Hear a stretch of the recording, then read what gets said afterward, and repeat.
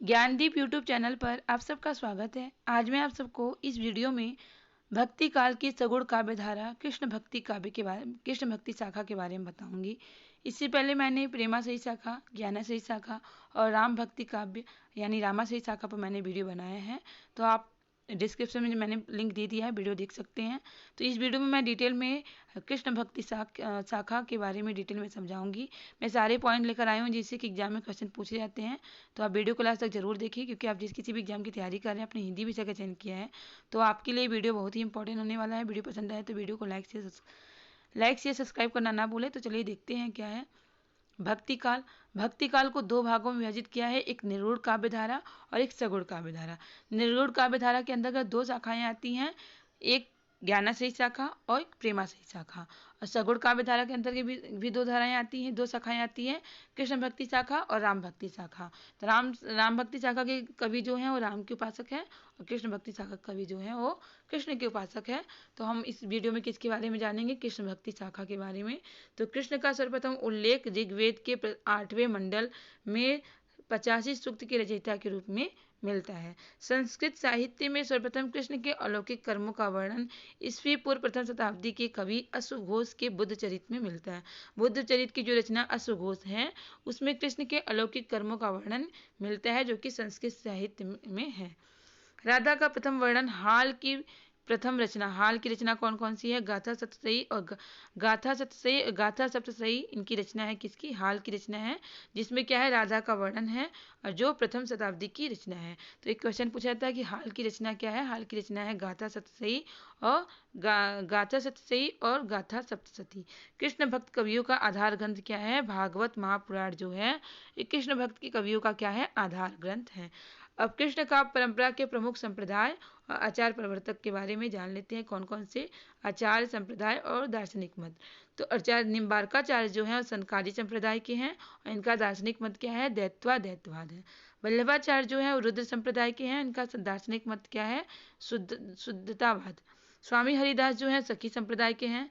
चैतन्य महाप्रभु जो है वो गौंडी संप्रदाय के हैं, इनका दार्शनिक मत क्या है? अचिंत भेदवाद।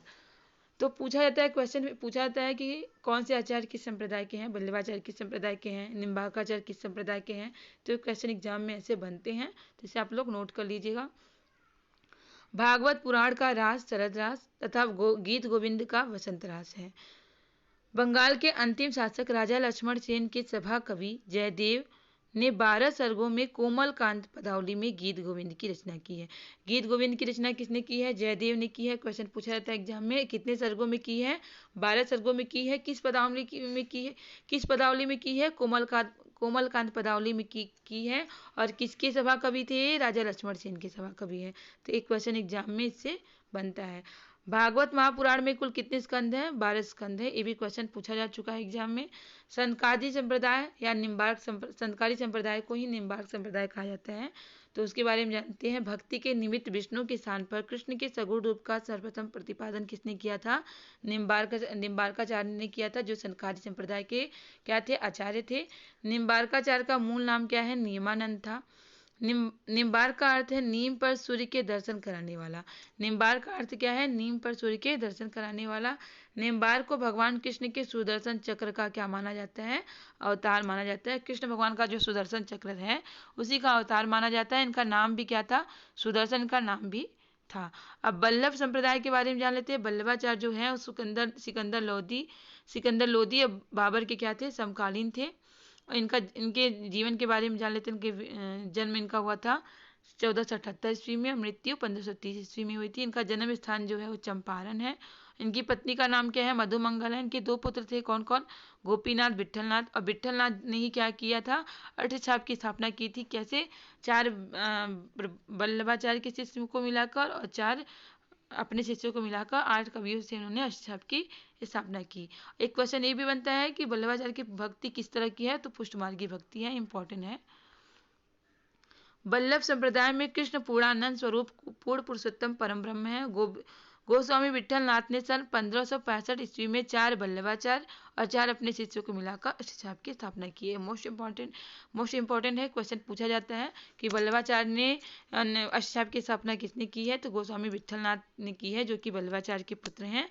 और कब की थी? 1565 ईस्वी में की थी। कैसे की थी? 4 वल्लभाचार्य के शिष्य को और 4 अपने शिष्यों को मिलाकर अष्टछाप की स्थापना की।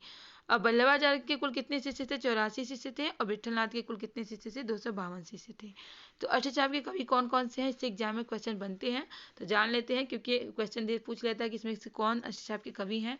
तो 4 ऑप्शन दे दिए जाएंगे। आप पूछे जाएंगे कौन इसमें से अष्टछाप के कवि नहीं है, तो आपको कवियों के नाम पता रहेंगे तो आप टिक कर पाएंगे। तो सूरदास, कृष्णदास, कुम्भन दास, परमानंद दास, चित्त स्वामी, गोविंद स्वामी, नंददास, चतुर्भुज दास, ये क्या है? अष्टछाप के 8 कवि हैं, जिसमें से 4 कवि जो हैं, ये जो 4 कवि हैं, ये कौन है? वल्लभाचार्य के शिष्य हैं। और ये 4 कवि जो हैं, चित्त स्वामी, गोविंद स्वामी, नंददास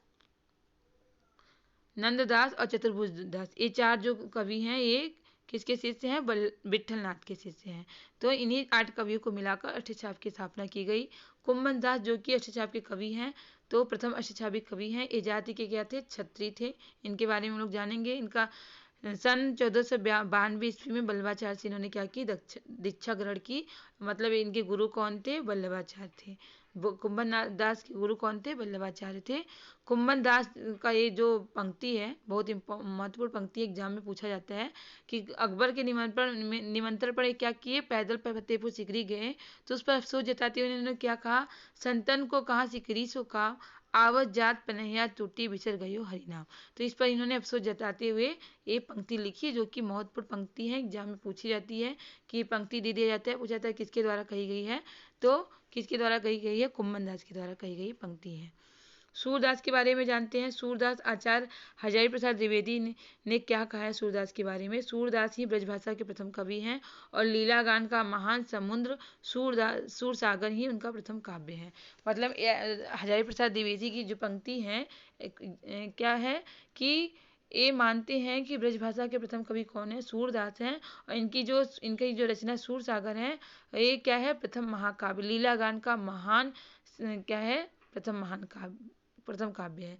सूरदास का जन्म कब हुआ था? बैसाख शुक्ल 5 दिन मंगलवार, संवत 1535 ईस्वी में हुआ था। संवत 1535 में हुआ था। और वल्लभाचार्य ने सूरदास को भगवत लीला का वर्णन करने का उपदेश दिया। क्या बोला? कि सूर्य है घिघियात काहे की, कुछ भगवत लीला करो। इन पंक्तियों द्वारा इन्होंने क्या किया? सूरदास को भगवत लीला का वर्णन करने का उपदेश दिया। सूर द्वारा रचित कुल कितने ग्रंथ है? 25 ग्रंथ बताया गया, जिसमें से 3 उपलब्ध हैं। कौन कौन से? सूर सागर, सूर सरावली और साहित्य लहरी। ये क्या है? सूरदास की रचनाएं हैं। इस एक क्वेश्चन पूछे जाते हैं कि सूर सागर, सूर सरावली, साहित्य लहरी किसकी रचना है? तो सूरदास की रचना है।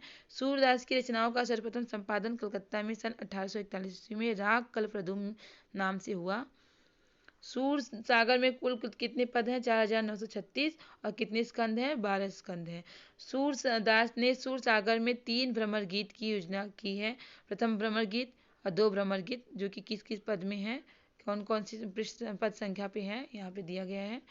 भ्रमर गीत का सर्वप्रथम एक पूर्ण प्रसंग के रूप में वर्णन श्रीमद् भागवत गीता के 10वें स्कंद के 47वें अध्याय के 12 से 21 श्लोक में मिलता है। मतलब इनका जो पूर्ण प्रसंग भ्रमर गीत का सर्वप्रथम पहला मतलब जो वर्णन है, कहाँ पे मिला है? श्रीमद् भागवत गीता का जो 10वां स्कंद है, उसके 47वें अध्याय के 12 से 21 श्लोक में मिला है। हिंदी साहित्य में भ्रमर गीत काव्य परंपरा का प्रवर्तन किसने किया है? सूरदास ने किया है। भ्रमर गीत काव्य परंपरा का प्रवर्तन किसने किया है? सूरदास ने किया है। भ्रमर गीत में कुल कितने पद हैं? 700 पद हैं। प्रोफेसर मैनेजर पांडे ने भ्रमर को 3 रूप बताया है। भ्रमर गीत का इन्होंने 3 रूप बताया है। कौन सा? एक कृष्ण का प्रतीक, उद्धव का प्रतीक और स्वतंत्र रूप में। भ्रमर गीत को उपालभ उपालंब काव्य भी कहते हैं। आचार्य रामचंद्र शुक्ल ने इसे क्या कहा है? ध्वनि काव्य कहा है। भ्रमर गीत को आचार्य रामचंद्र शुक्ल ने क्या कहा? ध्वनि काव्य कहा है।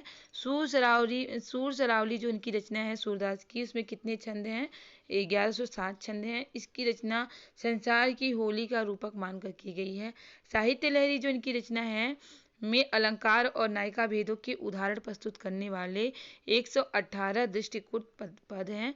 और सूरदास की जो अंतिम पद हैं क्या है? खंजन नयन रूप रस माते, अति में चारा चपल अनियारे, पल पिंजरा न समाते। इनके अंतिम पद हैं। तो एक क्वेश्चन पूछ लिया था कि सूरदास के अंतिम पद कौन से हैं, तो ये पंक्ति दे दी जाती है। अब पूछा जाता है किसके अंतिम पद है, तो सूरदास की पद है। ये मोस्ट इंपॉर्टेंट पंक्ति है। पूछा जाता है सूरदास को वात्सल्य रस का सम्राट कहा जाता है, माना जाता है। तो क्वेश्चन बनता है कि वात्सल्य रस का सम्राट किसे माना जाता है? सूरदास को माना जाता है। परमानंद ने वल्लभाचार्य से अरेला यानी प्रयाग में दीक्षा ग्रहण किया। परमानंद की रचनाओं में परमानंद सागर प्रमुख है, जिसमें कितने पद हैं? 635 पद हैं। इसके अतिरिक्त दान लीला, ध्रुव चरित्र भी इनकी रचना है। कृष्णदास जो है किस जाति के हैं? ये भी क्या है? अष्टचाप के कवि हैं और कुंभी जाति के शूद्र हैं। इनके प्रमुख ग्रंथ कौन कौन से हैं? इनके प्रमुख ग्रंथ हैं जुगल मानचरित, भ्रमर गीत और प्रेम तत्व निरूपण। गोविंद स्वामी ब्रजमंडल के महावन नामक स्थान पे रहते थे। गोविंद स्वामी जहाँ रहते थे वह स्थान गोविंद स्वामी की कदम खंडी नाम से प्रसिद्ध है। अकबर के नवरत्न में तानसेन गोविंद स्वामी से संगीत गायन की दीक्षा ग्रहण बने थे। मतलब तानसेन जो थे गोविंद स्वामी से ही शिक्षा ग्रहण, संगीत गायन की शिक्षा ग्रहण किए थे। इनके पदों का संकलन गोविंद स्वामी के पद के नाम से प्रसिद्ध हैं। चित्त स्वामी के बारे में जानते हैं। चित्त स्वामी बीरबल के क्या थे? पुरोहित थे। पुष्टि मार्ग में दीक्षित होने के बाद एक गोवर्धन पर्वत के निकट पुंछरी नामक स्थान पर तमाल वृक्ष की छाया में रहते थे। इनकी स्फुट रचनाओं का संकलन पदावली नाम से प्रसिद्ध है। चतुर्भुज दास क्या थे? प्रसिद्ध अष्टछाप कवि कुम्भन दास जो थे उन्हीं के कनिष्ठ पुत्र थे। कौन? चतुर्भुज दास। एक कुम्भन दास के क्या थे? पुत्र थे। और चतुर्भुज दास के स्फुट पदों का संकलन चतुर्भुज कीर्तन संग्रह, कीर्तनावली, दान लीला नाम से प्रकाशित है। अष्टछाप के कवियों में नंद दास का स्थान काव्य सौठव काव्य की प्रजनता में सूरदास के बाद है। नंददास का जो स्थान है वो सूर्यदास के बाद है। किसमें? काव्य सौठव और काव्य की प्राजलता में। मीराबाई जो कृष्ण की भक्त हैं, उपासक हैं, इनके बारे में जान लेते हैं। तो मीराबाई का जन्म जो हुआ था 1516 ईस्वी में है और मृत्यु जब हुई थी इनकी 1546 ईस्वी में हुई थी। इनका जन्म स्थान क्या है? कुड़की इनका जन्म स्थान है। इनके पिता का नाम रत्न सिंह है और पति का नाम इनके क्या है? भोजराज। गुरु के बारे में क्वेश्चन पूछा जाता है कि मीराबाई के गुरु का क्या नाम है? रैदास इनके गुरु का नाम है। इनकी भक्ति के बारे में पूछ लिया जाता है। मीराबाई की भक्ति किस भाव की है? तो माधुर्य भाव की है। इनकी मृत्यु कहाँ पे हुई थी? रणछोड़ मंदिर में इनकी मृत्यु हुई थी। मीराबाई की भाषा राजस्थानी मिश्रित भाषा है। क्वेश्चन पूछा जाता है कि मीराबाई की भाषा कैसी है? तो राजस्थानी मिश्रित ब्रज भाषा है। कैसी भाषा है? राजस्थानी मिश्रित ब्रज भाषा है। इनकी रचनाएं कौन कौन सी हैं? गीत गोविंद का टीका, नरसिंह जी का मायरा, राग सोरठा, राग गोविंद, मलार राग, सत्यभामानु रुसंग, मीरा की गरबी, रुक्मणी मंगल। तो इनकी रचनाएं हैं। मीराबाई की स्फुट पद मीराबाई की पदावली नाम से प्रकाशित है। रसखान भी क्या है? इनका मूल नाम है सैयद इब्राहिम। एक क्वेश्चन पूछा जाता है कि रसखान का मूल नाम क्या है? सैयद इब्राहिम है। इनका जन्म कब हुआ था? दिल्ली में 1533 में। तो मृत्यु कब हुई थी? 1618 ईस्वी में हुई थी। सवैया छंद में किस लीला का गान करने वाले कौन है? प्रथम कवि रसखान है। इन्होंने किस छंद में किस लीला का गान किया है? सवैया छंद में किस लीला का गान करने वाले प्रथम कवि माने जाते हैं। और आचार्य रामचंद्र शुक्ल ने इनके बारे में कहा है और कृष्ण भक्तों के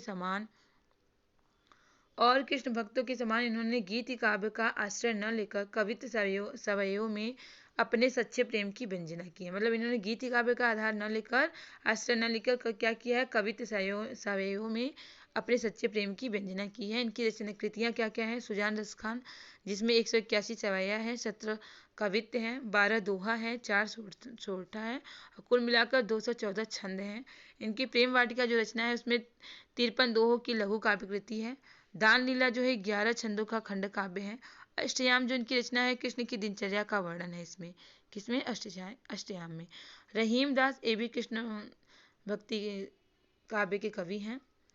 तो रहीम दास का मूल नाम क्या है? इनका भी मूल नाम पूछ लिया था एग्जाम में कि रहीम दास का मूल नाम क्या है, तो इनका मूल नाम है अब्दुल रहीम खाना खां।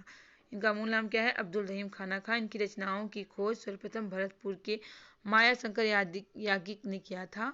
तो इनकी रचनाएं कौन कौन सी है? दोहावली, जिसमें इनकी छंद संख्या कितनी है? 300। और भाषा क्या है? ब्रज भाषा है। नगर शोभा में की छंद संख्या कितनी है? 144। और इसकी भी भाषा क्या है? ब्रज भाषा है। श्रृंगार सोरठा में कुल कितनी छंद संख्या है? 6। और भाषा क्या है? ब्रज भाषा। मदनाष्टक की छंद संख्या 8 है। भाषा क्या है? खड़ी बोली। वर्वे नायिका भेद की भाषा क्या है? अवधी। वर्वे नायिका भेद अवधी भाषा में लिखा प्रथम रीति निरूपक ग्रंथ है। इसकी रचना संस्कृत के भानुदत्त के रूप की रस मंजरी के आधार पर हुई है। आचार्य रामचंद्र शुक्ल ने क्या लिखा है रहीमदास के संदर्भ में? रहीम का हृदय द्रवीभूत होने के लिए कल्पना की उड़ान की उपेक्षा नहीं रखता। वह संसार के सच्चे एवं प्रत्यक्ष व्यवहारों में ही द्रवीभूत होने के लिए पर्याप्त स्वरूप पा जाता है। तो ये रहे कृष्ण भक्ति काव्य के कवियों के बारे में। उम्मीद है कि आपको वीडियो जरूर पसंद आया होगा। वीडियो पसंद आया तो वीडियो को लाइक शेयर सब्सक्राइब करना ना भूलें, क्योंकि आपका लाइक शेयर सब्सक्राइब हमें मोटिवेट करता है इस तरह के क्वेश्चन, इस तरह के टॉपिक लाने के लिए, जिससे आपकी अच्छी तैयारी हो सके और आप अपने एग्जाम में सफल हो सके। इसी तरह के क्वेश्चन, इसी तरह के टॉपिक की तैयारी करने के लिए हमारे चैनल से जुड़े रहें। तब तक के लिए मिलते हैं नेक्स्ट क्लास में। बाय।